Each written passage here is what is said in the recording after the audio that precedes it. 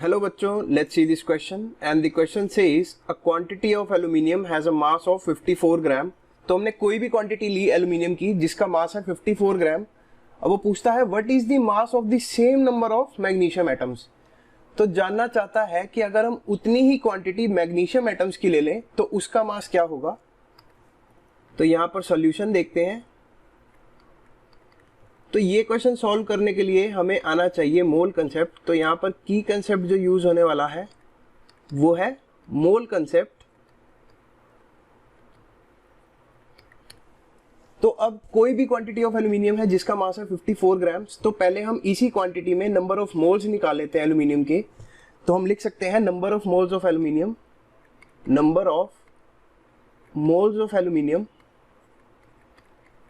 जिसको हम डिनोट कर रहे हैं NaL से, that will be equal to, अच्छा नंबर ऑफ मोल्स का फॉर्मूला क्या होता है, given weight upon atomic weight upon atomic weight.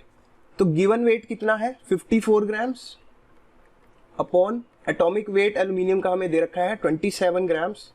तो यहाँ पर 27 ग्राम्स। तो यहाँ पर number of moles of aluminium आ जाएंगे 2 मोल्स।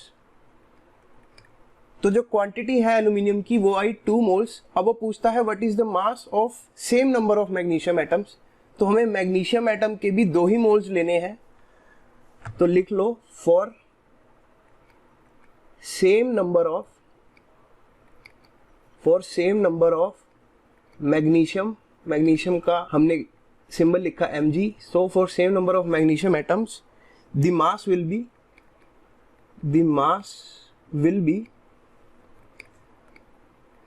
तो वही n का फॉर्मूला लगाते हैं, n is equal to given weight upon molecular weight. तो वेट हमें निकालना है W अपॉन एटॉमिक वेट कितना है मैग्नीशियम का 24, ये गिवन है 24 ग्राम्स। अब नंबर ऑफ मोल्स कितने होने चाहिए, जितने एल्यूमिनियम के थे तो 2 ही मोल्स रखने पड़ेंगे हमें, is equal to W upon 24। तो सॉल्व करेंगे तो हमें आ जाएगा W is equal to 2 into 24 grams, that is equal to 48 grams. तो 48 ग्राम्स जो है वो वेट होगा मैग्नीशियम एटम्स का, एंड जो नंबर ऑफ एटम्स होंगे वो सेम ही होंगे जितने 54 ग्राम एल्यूमिनियम के होते हैं। तो जो करेक्ट आंसर आया हमारा वो आया 48 grams. So the correct option is option number C। Basic mole concept है, इसे एक बार ध्यान से देखो। I hope you understood it. Best of luck.